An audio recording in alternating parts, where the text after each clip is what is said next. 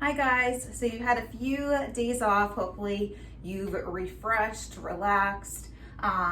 Today we are continuing on with our new unit. You guys started that last week. Sorry about that. So you started the new unit last week when you were graphing square root functions. Today we are going to continue that unit. This unit is all about roots and radicals.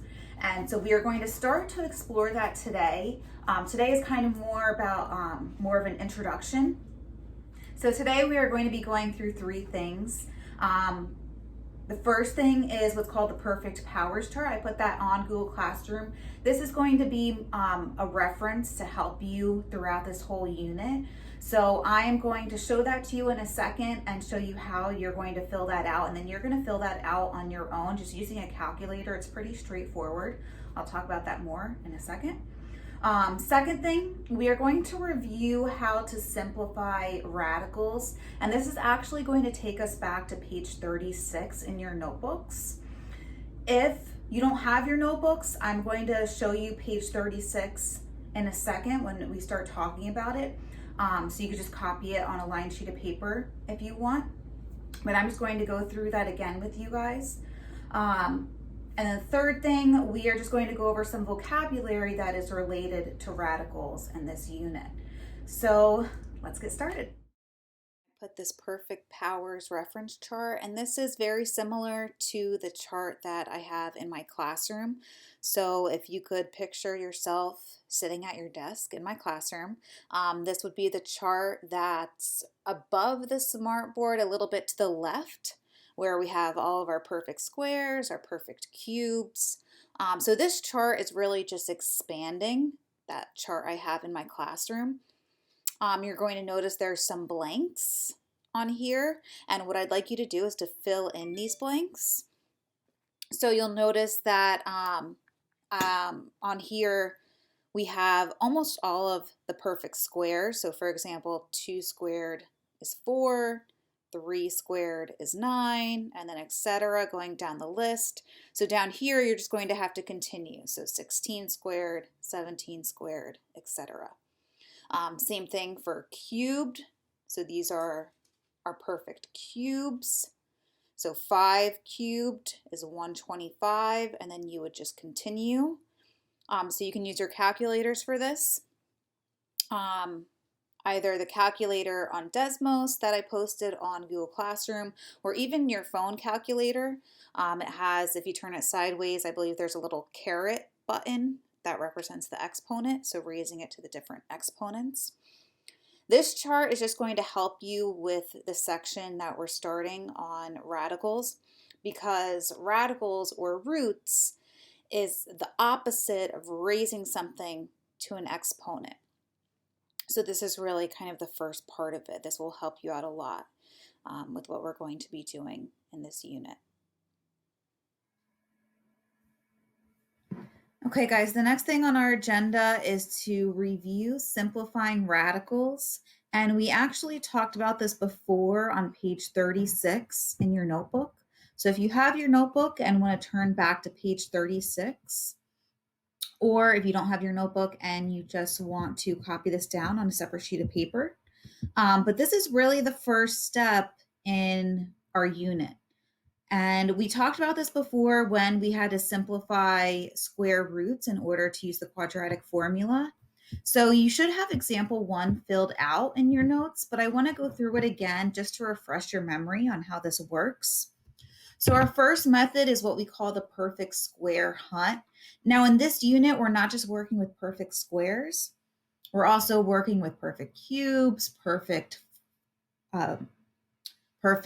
fourth powers, etc. So we're going to be working with more than perfect squares, but here's an example of how it works. So when we talked about this before, we had square root of 48, and what we wanted to find was the largest perfect square that multiplied to 48. So we started just by making a list of the numbers that multiply to 48. So 1 and 48, 2, 24, 3, and 16, 4 and 12, 6 and 8, and then you would just start repeating 8 and 6, 12 and 4, etc. And then on this list, we wanted to look for the largest perfect square. And in this case, it turned out to be 16. So remember, our perfect squares are 1, 4, 9, 16, 25. So we had them in that chart in our classroom, but now you guys have that reference chart that we just talked about. So you'll see this list of perfect squares on it. You're looking for the largest one that is also in this list. So here again, it was 16. So this is the pair we want to use. Now notice 4 is also on this list. 4 is also a perfect square, but it's not the largest perfect square. So again, that's why we chose 3 and 16, because 16 is the largest one. So now we're going to use these two numbers to break down the square root of 48. So we could break this down, and the square root of 16 times the square root of 3. Notice how I put the perfect square first, 16 being the perfect square. That's because this can simplify. The square root of 16, if you type that into your calculator, is 4. Square root of 3 cannot be simplified because we do not want decimals here. So we're just going to leave that as the square root of 3. And then this is our final answer. Okay, so that is method 1, where you're looking for the largest perfect square that goes into this number. Again, if we are working with a cubed root, we would be looking for the largest perfect cube, etc. So it all depends. We're going to talk about this a little bit more. It all depends on what radical you're working with. Okay, so that was method 1. Okay, method 2, which we did not talk about before, but this method might come in handy when we are working with larger numbers. And since we might be working with larger numbers now, it might come in handy now. So I'm going to show it to you. This method is based off of our prime factors and our prime numbers. So you guys might remember making factor trees when you were younger, either elementary school, middle school. That's what this is kind of based off of, but we're just going to organize it a different way. So first, let's talk about what prime numbers are. Remember, prime numbers are numbers that are only divisible by the number itself and 1.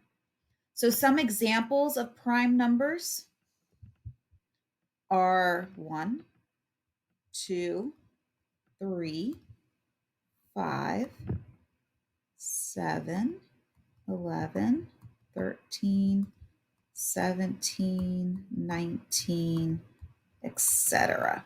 The prime numbers we'll be working with the most are these lower ones.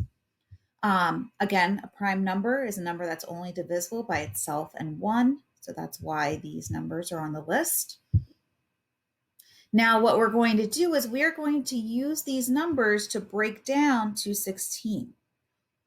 Now, the way we're going to do that is a little bit different than you've done it before, than the factor tree. And I'll explain why I like this method better than the factor tree. So the way we start this method, we're going to take 216, and I'm just going to write it down here. Give yourself some room above it because we're going to be building up instead of building down. And then what I'm going to do is I'm going to take 216 and I'm going to divide it by a prime number. It doesn't matter what number it is as long as that number is prime and as long as 216 can be divided by that number. Okay, 216 is an even number, so I know all even numbers are divisible by 2, so I'm going to start with 2. So 2 goes into 216 108 times. 108 is also an even number, so again, that is also divisible by 2, so I'm just going to keep going with 2. So 2 goes into 108 54 times. Another even number, so I'm going to keep going with 2. 54 divided by 2 is 27. Now 27 is not an even number, so I can't divide it by 2, But let's check and see if there's another prime number that 27 is divisible by. 27 is divisible by 3. So I'm going to divide that by 3. I get 9. 9 is also divisible by 3, so I can keep going. And then you want to keep dividing until you get 1 on the top. And this is why we call it the birthday cake method, because 1 represents our candle, and then look at all these tiers. Now, the reason I like this method better than the factor tree is because here all of our prime factors are organized in a line on the side here. Whereas with the factor tree, sometimes they get lost, like in the branches. If you have a big number, you can kind of lose them in the branches. But here they're all lined up nicely for us. Now, we have the square root of 216. So what I'm going to do is I'm going to rewrite this using the prime factors. So I'm just going to multiply 2 times 2 times 2 times 3 times 3 times 3, because those are the numbers I have on the side here. So if you multiply all of these together, you will get 216. Now, since this is the square root, I'm looking for groups of 2. That's because with the square root, we're actually undoing squaring something. And the definition of squaring something is multiplying something by itself. So 2 times 2 is 4, so the square root of 4 would give me 2.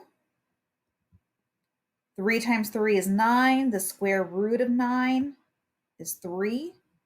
So what that does is I take one of each that I have circled and I bring it out of the square root. Now, under the square root, I'm left with 2 times 3. Now, that's just a coincidence that these match up. It's just how the number turned out. So again, one group of 2 2s. So I bring 1 2 out. One group of 2 3s. So I bring a 3 out. So whatever I have a group of two of, I can bring out. Whatever I have left over is going to stay underneath. So this simplifies completely to 6 and then the square root of 6. Now, this might not seem like the best method right now, but sometimes it's helpful when we are working with higher roots and larger numbers. So you might start to prefer this method over method 1. But whichever method you choose, that's completely up to you. So it's whichever one you prefer, whichever one you find to be easier and more simple for you. So again, that's completely your decision, but I just wanted to show you both because I know some people learn different ways and prefer different methods of doing things. Okay, so now on to some vocabulary. So we're going to go over this sheet, which is mostly just vocabulary for radical expressions. So on this side, we are going to go over parts of a radical, and then we're going to go through a few examples on this side. So here, whatever number is in this little box, so for example, if we have 3, this is what we call the index of the radical. And the index is going to help us out when we are simplifying because it's going to tell us how many groups we're looking for. And it's also telling us kind of what we're undoing. So for example, if you're taking the cubed root, that means you're undoing raising something to the third power or cubing something. So it's the inverse operation of cubing something. Now, this, the little check mark, is what we call the radical symbol. Pretty straightforward. whatever is under the radical symbol. So let's write 125. This is what we call the radicand.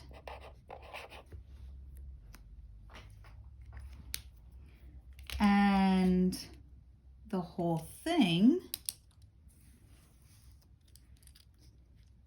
is a radical. You'll hear them called radicals, roots. So in reference to our square roots that we were working with before, except now we're working with higher roots. So we call them in general radicals. Now we talked about the index. So that little number in the corner. If the index is not written, this is a very important little note. If that little number is not written, so for example, if we just had, say, something like this, and we don't have a little number in the corner there, that index then is automatically a 2. So technically there would be a little 2 here that would represent our square root. So a very important little note.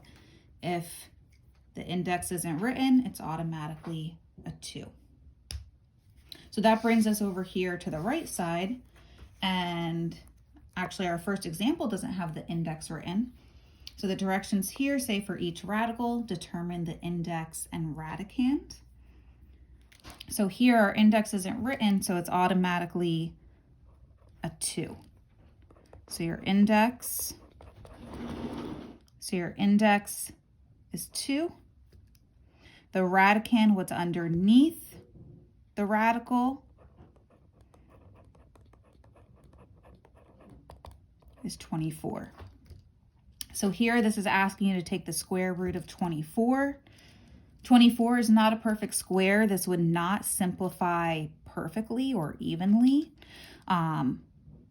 We will talk more about that in our next lesson. We'll talk more about how we simplify problems like this. For now, I just want you to practice with the vocabulary. So identifying the index and the radicand. So I'm just going to do the next one with you, and then I'm going to ask you to do the rest on your own.